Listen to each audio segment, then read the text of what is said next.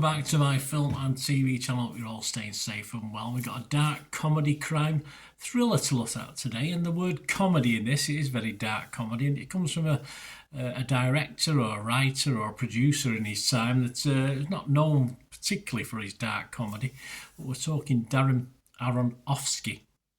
And this is called Caught Stealing, so a little bit of a change from his norm. He had some connection, I think, was it Requiem for a Dream back in the day? Great film, very gritty, powerful film. This is gritty in a totally different way to that, but we'll talk about it. It's classed as a 15, which is, more R than 18 for me, but usually I say they're too cruel with the ratings, but 15's okay. 107 minutes, we'll talk about the time, of course, and this is based on the book of the same name.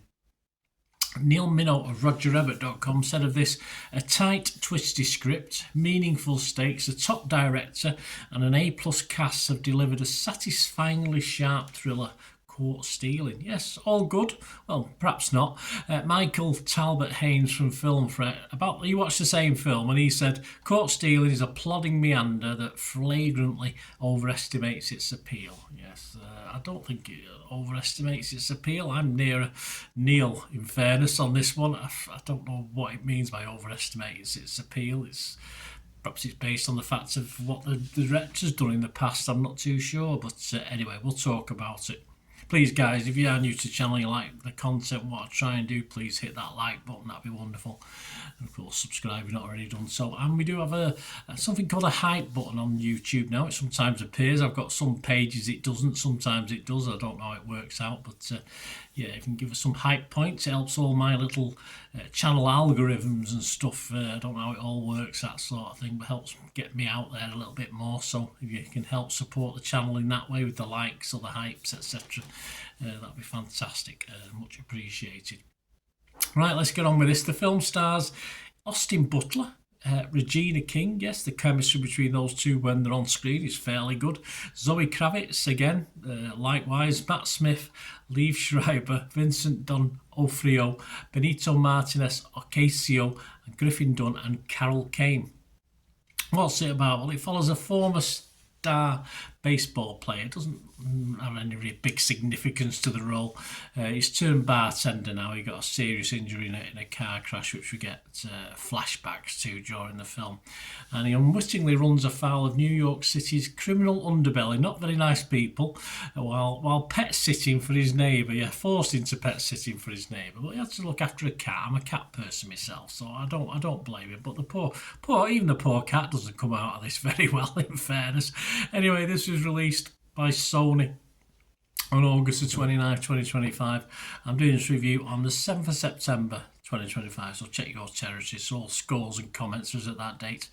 Aside from Matt Smith, a Brit who should do far better than what he does murdering a Cockney accent, a la Dick Van Dyke. I think even Dick Van Dyke might have done it better.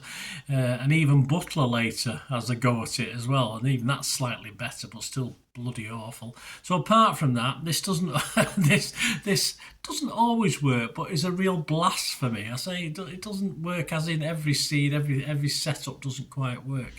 But it sort of barely lets up. There's a critique in a minute saying it's meandering and slow. I didn't find this slow at all from the outset. It has its slow moments, of course it does. Austin Butler is the difference between, I think, this being good and this being probably an also-ran. He's convincing, he's investable as the lead. And in the midst of the total chaos that unwinds around him because of this cat he's having to look after. He sort of holds everything together brilliantly in the story, and when it goes away from him, some of the other characters are quite one-dimensional, very little substance to them, even though they are very brutal, most of them. And it's, for me, the Austin Butler show. It's the Austin Butler movie that makes it. The bad guys, comic book, as in dark comic book stereotypes. Brutal, fun at times in equal measure. We certainly don't need any background or backstory about them anyway. We just know they're total arseholes and evil people. Tim Roby of The Telegraph said, it's callous and conscience-free, the work of an auteur in the mood to flex his style chops while saying literally nothing. well, what's he supposed to say? I mean, is he supposed to be saying something? There's no special message being delivered in this film. I'm sure it's not meant to say anything.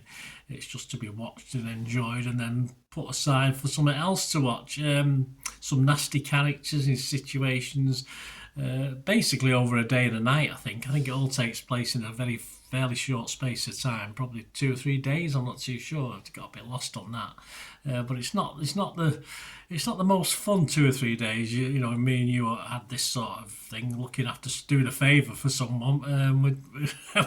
We probably would not survive, and that's obviously how this guy does it. Is you will see in the film. But it's entertaining. I say I don't think it says anything. I don't think it says anything really, apart from just being dark action comedy thrills, which say once watched, easily forgotten. Ben Travis from Empire said, for the most part, Caught Stealing is a riotous, rollicking ride studied with New York's concrete grit. Yeah, I wouldn't want to see that. I don't want to see this part of New York. I know it's there probably, but its sharper edges prove more difficult to enjoy. Yeah, it's not pretty. It isn't. It's pretty. It does.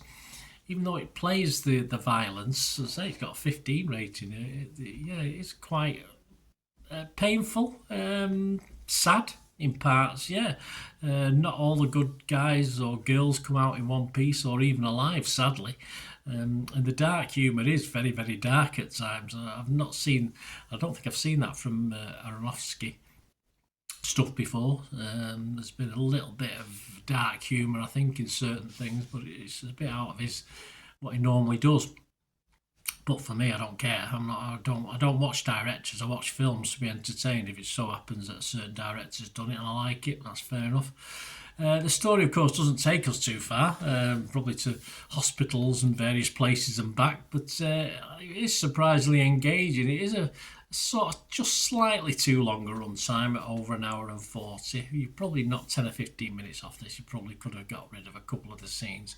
And there are plenty of films in this genre, of course there are, but this perhaps pushed the dark comedy to its ultimate, where it's a bit too dark. It isn't really humorous at times, but it has a place, and though once you've watched it you might need to watch something a little bit more lighter perhaps afterwards. I've gone on straight from this to watching one of the new horrors that are out, so I didn't follow that observation, but there you go. That's just me. I've happened to start watching something else while I was writing this up, so there you go. We'll find something a bit lighter after this horror I'm watching, which is quite dark and full of demons, etc. You might know which one it is. It's fairly new as I'm recording this. Anyway, what are other people thinking? What are the scores? Rotten Tomatoes, very positive, 176 fresh scores, just 31 rotten, so it is well received. That 176, I'll make that 177 with my view. The consensus reads, a freewheeling throwback, Caught Stealing splendidly showcases Austin Butler's movie star charisma. It does, he's brilliant, while marking a surprisingly light-hearted gear shift for director Darren Aronofsky. Yeah, well, light-hearted, perhaps in a deeper meaning. Yeah, but certainly not light-hearted in style or presentation. Metacritic scored this 65 out of 100, so yeah, not as high. 47 critics, 32 were positive, but there's 14 mixed. That's quite a chunk. 1 negative, so I'll make that 33 positive. I'm a positive on this. Rotten Tomato users 4.1 out of 5. Joe Public seem to like it. Metacritic users 6.8 out of 10. That's fine.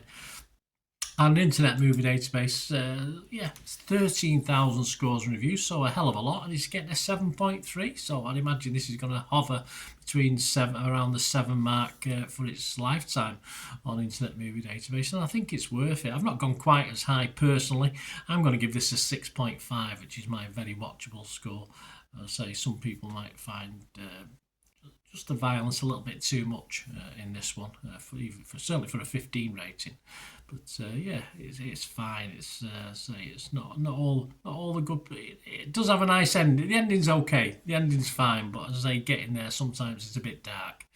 But I'll give it a 6.5. Please, guys, let me know what you think. It'd be great to have your views. It's all about opinions, isn't it? It'd be a very boring world. That's why I include other people's. Very boring world if we all thought the same, and we don't always do that, do we? So Let us know your opinion on this or anything to do with film and TV. And as I said at the start of the show, if you want to help the channel out and the logarithms and algorithms and whatever needs doing, you can give us any of your support, guys. It'd be very much appreciated. I'm closing in on, as I'm recording this, 40,000 subscribers, so it'd be great to have you on board as well and hear your views. Or just get in contact with me, guys, through my various socials. And there are ways of doing that, or contact me or helping the channel. All you ever have to do is keep watching and listening. Hi again, hope you enjoyed the feature, guys. Thanks for watching. Please, if you did enjoy the content, please give us a thumbs up, and if you've not already done so, press that subscribe button. If you've not already subscribed, that'd be wonderful. It's free to subscribe, absolutely free. Also, check out my social media links if you want to follow me on TikTok, Instagram, X, Facebook. They'll all be in the description below. And my special thanks to supporters of the channel, yes, Piat6505, who have an eBay shop selling film and TV memorabilia, including posters, books, magazines. There'll be a link again in the comments section.